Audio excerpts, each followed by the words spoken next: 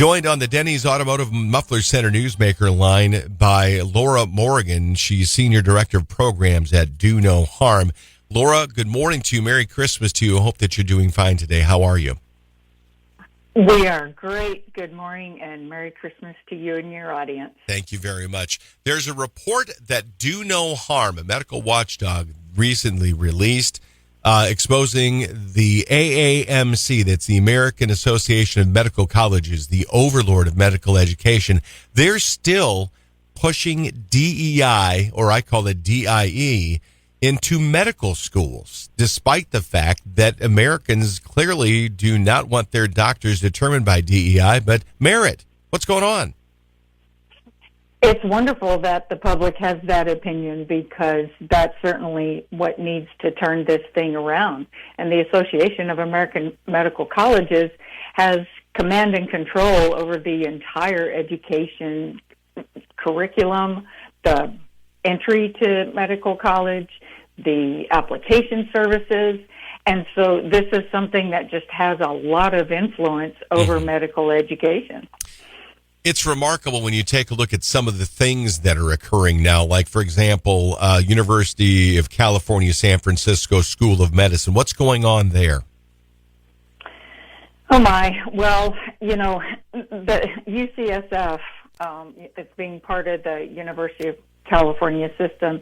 It's not surprising that they would push DEI, but when they have such divisive things coming in as a recent event with an activist called Dante King, who comes in and talks about anti-blackness and constantly harping on whiteness, and that whiteness has to be unlearned. He had an event just yesterday on unlearning and addressing anti-blackness, white supremacy, and racism in American culture and institutions. So the AAMC does not promote Dante King, but they do have several connections with UCSF and promote programs from that institution. Even left-wing activist teachers teaching that white people are psychopaths because of their evolutionary history. It's absolutely remarkable. Talking with Laura Morgan, she's Senior Director of Programs at Do No Harm. She's got her master's in nursing and is a registered nurse, so she's within the medical field right here, right now. What can my listeners do in order to sort of support you at Do No Harm, in order to push back on these DIE programs in medicine? We'd love it if they would come to our website, donoharmmedicine.org.